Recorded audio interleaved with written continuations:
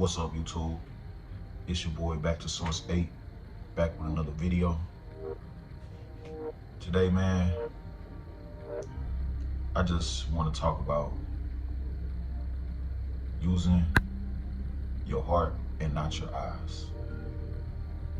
I don't know who all listened to it yet, but I mentioned the new Kendrick Lamar album on my last video, and he has a song on there called The Heart Part 6. Heart Part 6. And on this song, he's telling his story of how he came up and what he went through along the way in humble beginnings, back when everything was just a dream before he made it. And on the chorus, it's a very beautiful song being sung, and it says, use your heart and not your eyes. Use your heart and not your eyes. See, I feel like people like me, people like Kendrick, people that feel a deeper calling within life than what's just on the surface. We all have a message, and we're being told messages from each other. And see, Kendrick, I feel like he's giving us a very important message. That message is, for me, from this song specifically, use your heart and not your eyes. Meaning, go with what you feel and not what you see. See, a lot of us, we don't live our lives to the standard that we would like. We don't feel that we have everything we deserve. We don't see what we want to see at this moment. We're going through things, having problems, and our challenges are overwhelming a lot of times.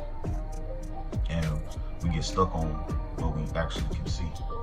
And that's my thing about my whole reason of really making this channel. It's really because I'm really tapping into the point of understanding that the spiritual world and what we can see and what we feel is way more important than what we can see in the 3D world and what we think is logical. Realistic, it's really like limiting. Being realistic is limiting at a point, because there are things that we will never understand that are very real, that logic can't explain. What you can see, it can't explain it. And I feel like in the song, The Heart Part 6, he's more explaining that in his days, in the beginning days, when he was just coming up, he was pretty much a hype man for his boys. And he felt like on their journey, as they progress, he's progressing. And he's working hard behind the scenes on his own craft. And as he's going through these stages of becoming the person he is today, he didn't see that back then. He couldn't see, he probably had a vision. He probably envisioned himself being what he is, but it wasn't shown in the 3D. So he had to use his heart. He had to let his heart lead the way, because his heart was with the music. His heart was with the experience he was having through the music. His heart was with his comrades, you know, his family. And he let his heart lead the way instead of letting his eyes lead the way, because if he let his eyes lead the way, he would have seen that things aren't where he wanted to be, and his life is not where he wanted to be, and whose life, what normal person's life is where they want it to be when they're, you know, living, when they're born. Most people live the life that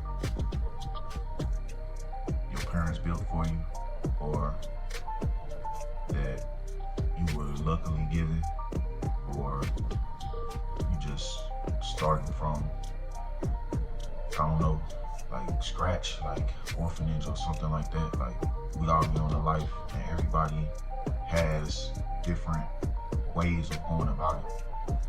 Like, some people, they might grow up in an orphanage and they might, you know,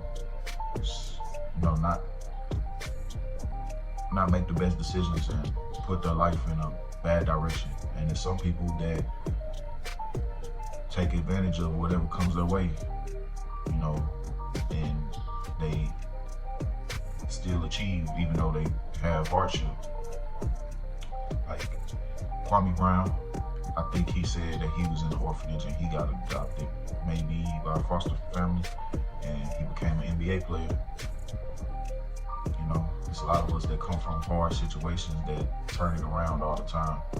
And I do feel that a major part of it is using your heart and not your eyes. Because what you feel can take you farther than what you can see.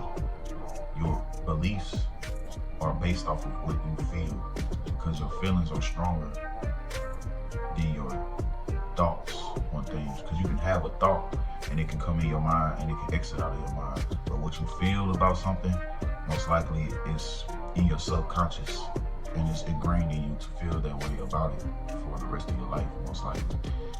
But we have been trained to use our eyes to measure our success, measure our progress within our journey in life, and we not understanding that you could be in a cardboard box today and following your heart could lead you to the skyscrapers, penthouse mansion tomorrow or a week from now. You could be right around the corner. But using your eyes, you see in this cardboard box and you see in reality for what it is at that moment, it